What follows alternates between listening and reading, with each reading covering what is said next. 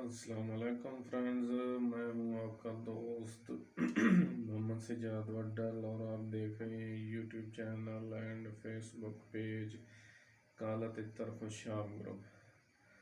दोस्तों, आज हमारी वीडियो का टॉपिक है काले तितर की मास्तंबर की खुराक, बुलाई वाली खुराक।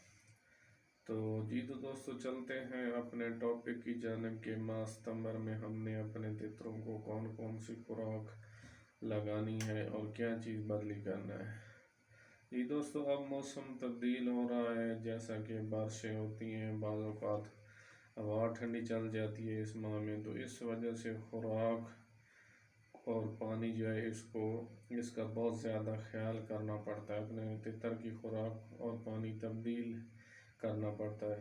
सितंबर में चूँकि मौसम जो है कुछ रात को कुछ और होता है और दिन का मौसम जो है वो कुछ और होता है। मसलन दिन टाइम गर्मी होती है और रात के टाइम फिर सर्दी शुरू हो जाती है, तो इसलिए बहुत एहतियात करनी पड़ती है।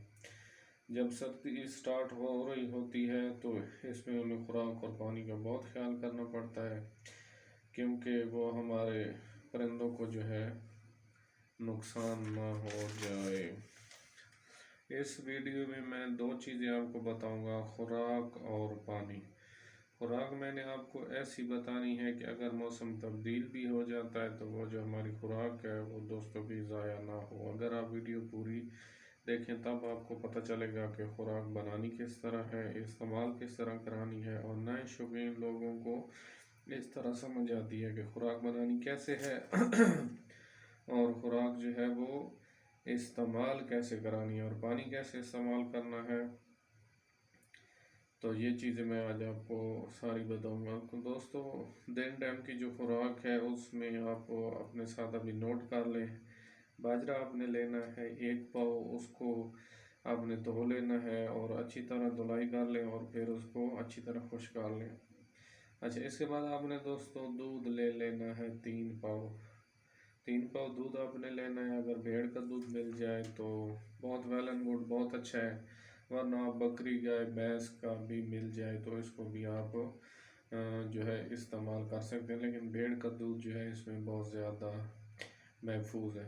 तो दोस्तों, आपने क्या करना है, दूध को चूल्हे पर रख लेना है, उसको थोड़ा सा हल्की आंच पर पकाना है। जैसे थोड़ा सा वो एक दो जोश करता है तो बाद में आपने उसमें जो है वो बाजरा जो धुलाई करके आपने खुश करके रखा हुआ है वो उसमें डाल दें। उसको आपने हल्की आंच पर पकाते रहना है, पकाते रहना है, पकाते रहना है। इतना देर उसको दोस्तों आपने पकाना है कि जब तक वो मुकम्मल दूध जो है वो बाजरे में जज्ब ना हो जाए। तो दोस्तों, आपने उसको पकाना इस तरह कि बिल्कुल हल्की आंच पर पकाना है। अगर आप उसको ज़्यादा तेज़ आंच पर पकाएंगे तो वो मज़े की खुराक नहीं बनेगी। आपने इस तरह करना है कि बिल्कुल गैस आहिस्ता कर देना है, हल्की आंच पर आपने पकाना है। तो वो जब उसमें जज्ब हो जाएगा उसको आपने नीचे उतार लेना है, उसको अच्छी तरह से खुश्क कर लेना है उस बाजरे को। तो वो ज़्यादा खुश्क नहीं होगा, वो बाद में भी उस इसी तरह रहेगा कि जैसे उस पर थोड़ा थोड़ा घी लगा हुआ हो। तो वो आपने टेंशन नहीं लेनी है, वो खुराक फिर बनती ही इसी तरह की है, क्योंकि उसमें जो है दूध बहुत ज़्यादा जज़ब हुआ होता है तो बाद में दोस्तों आपने क्या करना है कि उसको धूप पर अच्छी तरह से उसको धूप लगवा कर उसको जो दूध वाला बाजरा होगा उसको आपने खुश्क कर लेना है। खुश्क आप कर लेंगे तो वो बाद में आपको इस तरह नज़र आएगा कि जैसे इसके ऊपर थोड़ा थोड़ा घी लगा हुआ हो। तो दोस्तों, उसको आपने डब्बे में डाल लेना है, डब्बे के ऊपर ढक्कन बंद कर लेना है उसको डब्बे में, यानी आपने महफूज कर लेना है, क्योंकि उसमें बाद में चींटियाँ वगैरह ना चढ़े। तो दोस्तों, ये बाजरा जो है ये आपने इस माह में अपने तितर को देना है, ठीक है। तो ये आपने सुबह सुबह तितर को देना है और ये तितर के लिए बहुत मुफीद एक ग़िज़ा है। हम भी अपने तितरों के लिए यही खुराक बनाते हैं इसी माह सितंबर में और तितरों को डालते हैं। और तो ये तो दोस्तों हो गई सुबह टाइम की खुराक, ये आपने आपने अपने तितर को डालनी है सुबह।